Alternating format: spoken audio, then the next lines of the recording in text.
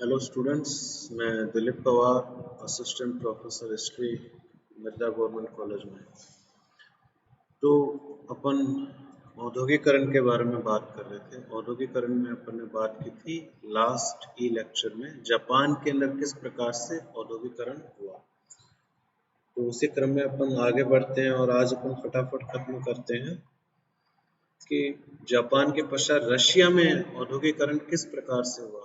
जैसे मैं आपको फिर बता रहा हूँ, जो जापान है, रशिया है, यूएस है, यहाँ पे औद्योगिकरण किस प्रकार से हुआ है। ये जो सिलेबस का पार्ट है, ये आईएसओ आरएस के सिलेबस में बीए में अपने नहीं आता, लेकिन फिर भी जानकारी के लिए अपन इसको थोड़ा पढ़ सकते हैं। आगे आपके कॉम्पिटिटिव एग्जाम में ये वाली इन्फॉर्मेशन आपके काम आएगी।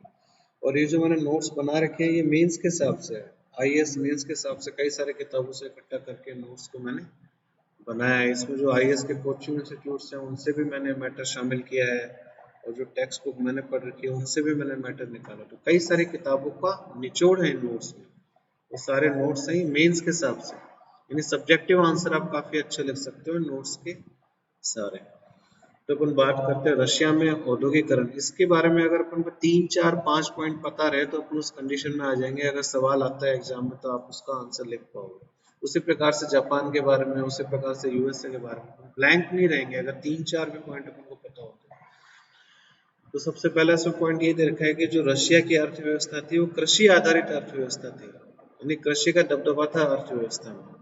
फिर रशिया के पास खूब सारे संसाधन थे, ह्यूज रिसोर्सेज। रशिया का क्षेत्रफल भी बहुत बड़ा था, बहुत बड़ा देश था, तो उनके पास प्राकृतिक संपदा बहुत अधिक थी। लेकिन आयरनी ये थी कि उसके बावजूद भी रशिया एक बैकवर्ड देश था, यानी पिछड़ा हुआ देश था। इतने अधिक संसाधन होने के बाद, जैसे इंडिया के बारे में भी अक्सर कहा जाता है कि भारत के पास प्राकृतिक संपदा बहुत अधिक है, लेकिन उसके बावजूद भी भारत कई महीनों में पिछड़ा हुआ। तो उसी प्रकार से रशिया का उस समय वही हाल था, संसाधन होने के बावजूद भी रशिया पिछड़ा हुआ था। इसका एक कारण ये भी है कि रशिया में सर्दी बहुत पड़ा करती थी। Russia was a cold land, सर्दी के कारण भी इतनी प्रोडक्टिविटी वहाँ पे नहीं हो पाती थी। फिर रशिया में जो कृषि का दबदबा रहा है, कृषि किस प्रकार से की गई, दासों का इस्तेमाल किया गया। स्लेव कृषि व्यवस्था में दासों का अत्यधिक इस्तेमाल किया गया था रशिया में। तो इसी कारण हम देखते हैं कि रशिया में वर्कर्स की कमी थी, श्रमिकों की कमी थी, लेकिन कृषि के लिए जो दास की आवश्यकता पड़ती थी वो बहुतायत में थे दास। तो ये भी एक नेगेटिव पॉइंट है रशिया के लिए कि वहाँ पे श्रमिकों की संख्या कम थी और कृषि से संबंधित दासों की संख्या बहुत अधिक थी। फिर अगला पॉइंट क्या है कि प्राइवेट कैपिटल लैक्ड, यानी रशिया के पास निजी पूंजी का भी अभाव था, यानी लोगों के पास इतना पैसा नहीं था। प्राइवेट जो लोग थे, निजी लोग थे, उनके पास इतना पैसा नहीं था कि वो अपने पैसे से उद्योगों की स्थापना कर सके। तो सबसे पहला प्रयास किया गया औद्योगिकरण के लिए पीटर द ग्रेट, बहुत महान राजा रहा है रशिया का पीटर द ग्रेट, पीटर महान। तो इस राजा ने सबसे पहले कोशिश की रशिया में औद्योगिकरण लाने की। इसने वॉर मशीन्स को तैयार कराया, यानी युद्ध के लिए जिन जिन सामग्री की आवश्यकता पड़ती थी उसका बड़े स्तर पे उत्पादन किया गया। तो यहाँ पे भी एक औद्योगिकरण शुरू करने की कोशिश की, लेकिन जो प्रोडक्शन था, उत्पादन था, युद्ध से संबंधित मशीन्स तक ही सीमित था। फिर अपन आगे बात करते हैं, जो सबसे इम्पोर्टेंट पॉइंट है रशिया के औद्योगिकरण में, जो पॉइंट इस पूरे टॉपिक की आत्मा समेटे हुए, वह यह है कि रशिया के औद्योगिकरण में राज्य का महत्वपूर्ण रोल था। स्टेट का इंटरवेंशनिस्ट रोल था, यानी प्रमुख भूमिका थी राज्य की यहाँ के औद्योगिकरण में। ब्रिटेन में ऐसा नहीं था, ब्रिटेन में केवल सहायक भूमिका थी राज्य की, लेकिन यहाँ पे महत्वपूर्ण भूमिका थी राज्य की। ऐसा समझा जाता है रशिया में पहले राज्य अपनी महत्वपूर्ण भूमिका है उसको अदा करेगा, उद्योगों की स्थापना करेगा, उसके पश्चात औद्योगिकरण फिर अपने आप ही आगे बढ़ता जाएगा। After that industrial revolution will go on its own. फिर अपन आगे बात करते हैं अलेक्जेंडर सेकंड, रशिया के एक दूसरा राजा था अलेक्जेंडर सेकंड, अलेक्जेंडर द्वितीय। तो इसका एक फाइनेंस मिनिस्टर था अलेक्जेंडर सेकंड का, सर जी विटे, SERJEVITE, सरजी विटे नाम का इसका एक फाइनेंस मिनिस्टर था। इस फाइनेंस मिनिस्टर ने कई सारे प्रयास किए रशिया में औद्योगिकरण लाने के लिए। जैसे इसने कैपिटल और हैवी इंडस्ट्रीज की स्थापना की। कैपिटल यानी वह उद्योग जहाँ पे बहुत बड़ी पूंजी की आवश्यकता पड़ती है, और जो हैवी इंडस्ट्रीज हैं जो बड़ी बड़ी मशीनों का निर्माण करते हैं, इस इंडस्ट्री पे अधिक फोकस किया गया रशिया में। और सरजी वीते के कार्यकाल में हैवी इंडस्ट्रीज की स्थापना, भारी उद्योग जिसे कहा जाता है, हैवी इंडस्ट्रीज की स्थापना समय में की गई।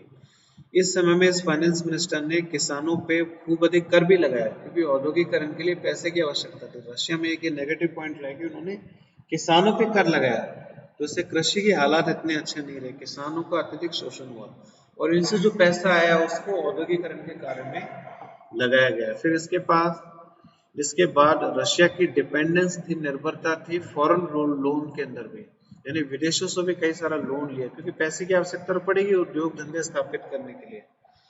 फिर इसमें अगला महत्वपूर्ण पॉइंट है कि this whole process of industrialization was guided by communism. जैसे कि आपको पता है कि रशिया में साम्यवाद का दौर था, तो पूरा का पूरा औद्योगिकरण है वो साम्यवाद के सिद्धांतों के अंतर्गत किया गया। औद्योगिकरण यानी साम्यवाद के हिसाब से किया गया। अब उससे क्या फर्क पड़ा, रशिया में जो औद्योगिकरण हुआ उसमें प्रॉफिट ओरिएंटेशन नहीं था, यानी बिजनेसमैन के द्वारा लाभ कमाने की प्रवृत्ति कम देखी गई, क्योंकि वहां पे साम्यवाद था। साम्यवाद का मतलब ही यही है कि जो सरकार है उसका महत्वपूर्ण रोल रहेगा, जो श्रमिक है श्रमिकों का ध्यान रखा जाएगा, श्रमिकों को सारी सुविधा दी जाएगी, किसानों को सारी सुविधा दी जाएगी। तो यहाँ के बिजनेसमैन में प्रॉफिट ओरिएंटेशन नहीं था, यानी जितने भी संसाधन है या जो भी प्रॉफिट हो रहा है किसी फैक्ट्री से, उस प्रॉफिट को सब में बराबर बराबर बांट दिया जाए, इवन श्रमिकों को भी प्रॉफिट का एक हिस्सा दिया जाए। तो सिस्टम काफी अधिक इगैलिटेरियन है। इगैलिटेरियन का मतलब ये है कि समानता पूरक व्यवस्था स्थापित की गई कम्युनिज्म के अंतर्गत। कोई भी भूखा नहीं मरा रशिया में, सबको पैसे दिए गए, सबने कार्य किया और सबको उनकी क्षमता के अनुसार कार्य दिया गया। और अगला पॉइंट क्या है कि साम्यवाद में क्या होता है, प्राइवेट प्रॉपर्टी को महत्व नहीं दिया जाता, जो निजी संपत्ति है उसको महत्व नहीं दिया जाता। तो रशिया में निजी संपत्ति में अधिक बढ़ोतरी नहीं हुई, जबकि हम ब्रिटेन में देखें, ब्रिटेन में जो औद्योगिकरण हुआ उसमें प्रॉफिट ओरिएंटेशन भी था, वहाँ के बिजनेसमैन ने लाभ भी कमाया काफी अधिक औद्योगिकरण के कारण, और वहाँ पे निजी संपत्ति का भी बोलबाला था, यानी खूब सारी धन संपत्ति भी अर्जित की वहाँ के बिजनेसमैन ने ब्रिटेन में। लेकिन रशिया में इसके विपरीत यहाँ पे साम्यवाद का असर था। फिर अगला पॉइंट क्या है, ये भी इंपॉर्टेंट पॉइंट है कि जो उद्योग धंधे स्थापित किए गए रशिया में उनका साइज बहुत बड़ा था। अगर किसी फैक्ट्री की स्थापना की गई, किसी उद्योग की स्थापना की गई, तो वो बहुत बड़े साइज के उद्योग थे। These factories were much bigger. और ब्रिटेन की बजाय रशिया में बहुत बड़े बड़े उद्योग धंधे स्थापित किए गए जिनका साइज बहुत अधिक था। यानी कहने का मतलब है कि लार्ज इंडस्ट्रियल कॉम्प्लेक्स की स्थापना हुई, यानी बड़े औद्योगिक क्षेत्र की स्थापना हुई रशिया में, तो जहाँ पे खूब सारे श्रमिकों को कार्य रोजगार दिया जा सकता है। फिर अगला पॉइंट ये है कि क्योंकि साम्यवाद का असर था रशिया में, इसके कारण जो बाजार की शक्तियां थी उनका प्रभावी रोल नहीं था, प्रभावी योगदान नहीं था। तो there was no role given to market forces. बाजार के ऊपर कुछ भी नहीं छोड़ा गया, सारा का सारा नियंत्रण सरकार ने खुद अपने हाथों में लिया। इसे कोई साम्यवाद कहते हैं, यानी राज्य ने निर्णय लिया किस वस्तु का, कितनी वस्तुओं का, किसको और किस कीमत पे उत्पादन किया जाए, यानी जो उत्पादन की प्रक्रिया थी पूरी की पूरी सरकारी नियंत्रण में थी। जबकि ब्रिटेन में ऐसा नहीं था।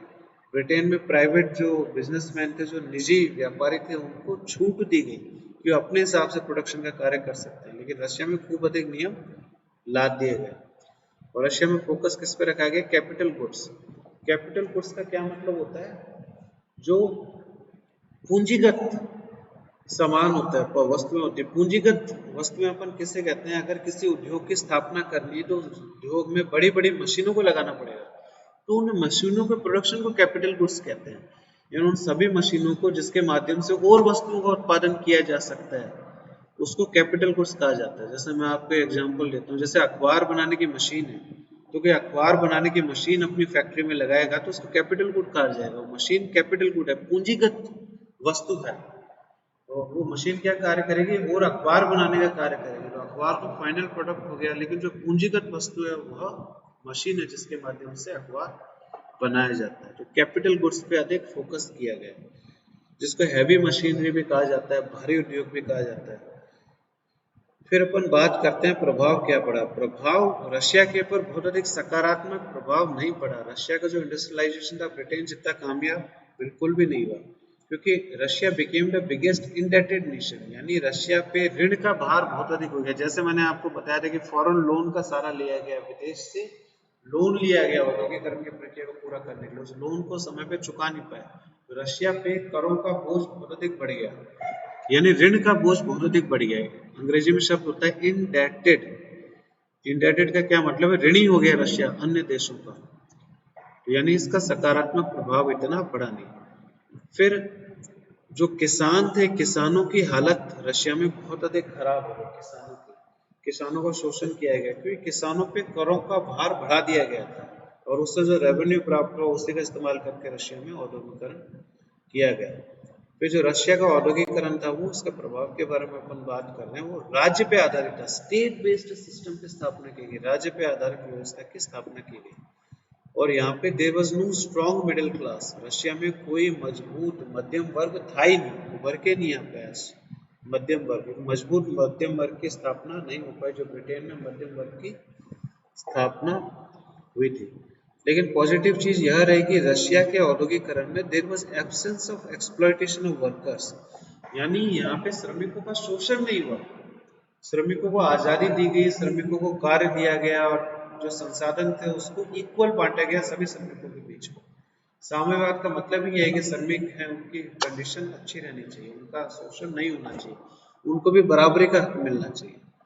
इस प्रकार से जो श्रमिक है उनकी कंडीशन रशिया में रिलेटिवली बेटर देखने को मिली अन्य देशों की बजाय। और जो सारा का सारा रोजगार था वो सरकार के नियंत्रण में था, निजी हाथ इतने मजबूत किए ही नहीं गए सरकार के द्वारा, ऑल एम्प्लॉयमेंट बाय स्टेट। तो इसी कारण हम देखते हैं, क्योंकि राज्य का योगदान था बड़ा औद्योगिकरण में, तो रशिया में प्रॉफिट ओरिएंटेशन नहीं देखने को मिलता, यानी मुनाफाखोरी रशिया में नहीं रही, बिजनेसमैन ने अत्यधिक मुनाफा कमाने की कोशिश नहीं की। और जैसे अपन बात कर रहे हैं, जो इंडस्ट्रियल रेवोल्यूशन का जो बैकग्राउंड है, जो आधार है, वही किसके लिए कार्य करता है? 1917 के क्रांति के लिए। आपको पता है रशिया में महान समाजवादी क्रांति हुई थी, जिसको सोशल रेवोल्यूशन कहा जाता है। 1917 के अंदर ये क्रांति हुई, इसका बैकग्राउंड यही सारा है कि हैवी इंडस्ट्रीज की स्थापना की गई, किसानों पे अत्यधिक कर लगाया गया, किसानों के अंदर द्वेष बढ़ता रहा, विदेशी लोन का इस्तेमाल किया गया। तो इसके बाद अपन आगे बात करते हैं। चलो इस टॉपिक को अपन यहीं पे खत्म करते हैं, फिर अपन नेक्स्ट क्लास में ई लेक्चर में अपन जर्मनी के बारे में बात करेंगे, यूएसए के बारे में बात करेंगे। औद्योगिकरण का टॉपिक इतना अधिक रहा नहीं है। आप लोगों का मुझसे जुड़ने के लिए बहुत बहुत धन्यवाद।